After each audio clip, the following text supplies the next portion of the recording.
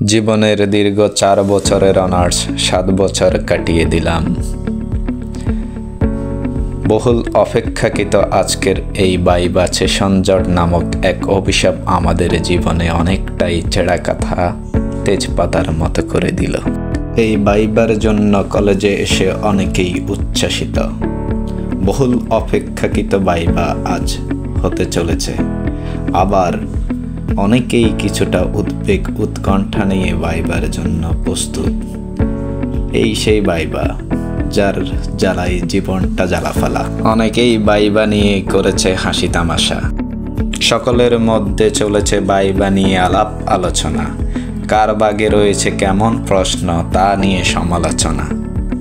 এদিকে মেহেদি ছেলেটা ভাবলাম কিছু বলবে, তাকে জিজ্ঞেস করলাম তোমার অনুভূতি কেমন। সেই আমাকে উপহাস করে বলল, hi friends, like comment share, সবাই আমার চ্যানেল সাবস্ক্রাইব করবেন।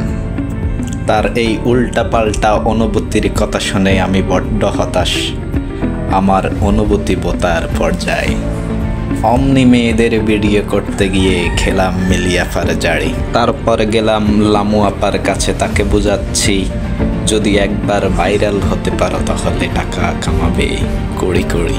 সে বলল তোর টাকা তুই কামা, দিল আরেকটা ঝাড়ি। তারপর গেলাম রীতা আপার কাছে, তাকে বললাম এত পড়াশোনা কি হবে, তোর জামাইয়ের এত টাকা কে খাবে। অমনি দুষ্ট পোলাপান আমার ভিডিও রেকর্ড করা শুরু করলো। তারপর গেলাম রীতা আপার কাছে, সেই হতাশায় 3টি প্রশ্ন করাই হাসফাস। তারপর একটা গান,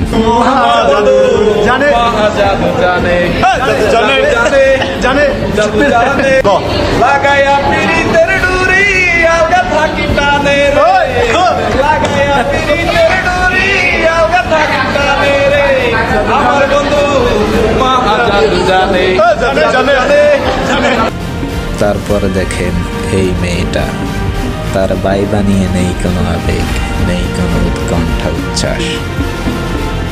তারপর ওবায়দুল কাদেরের বিখ্যাত সেই মাসুদ কবিতা, আপনারা জানেন আমরা আজকে এখানে এসেছি, আজকে একটা আমরা গান গাইব।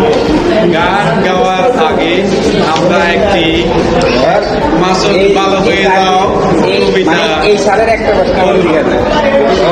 ভালো হয়ে যাও মাসুদ, তুমি ভালো হয়ে যাও আজে, হয়ে গেছো তুমি আগের মতো অত ছাড়া বাজে। তুমি কি কখনো ভালো হবে না? ভালো হবে না কেন? তোমাকে আমার চোখের সামনে দেখি না আর যেন। हे प्रभु, हे हरे राम, किसने लगा थे प्रेमानंदे, ये क्या हुआ? गान सभी खो गया। তারপরে বের হয়ে দেখলাম 21 পরীক্ষার্থী নাকি নাই।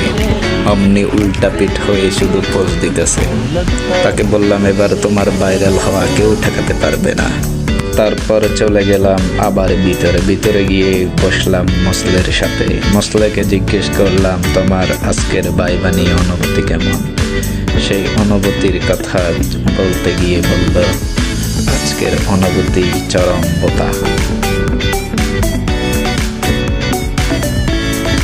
সম্মানিত ভিউয়ার্স, এই পর্যন্তই থাকলো আজকের এই আমাদের ব্লগ। সবাই আমাদের চ্যানেলটি সাবস্ক্রাইব করবেন।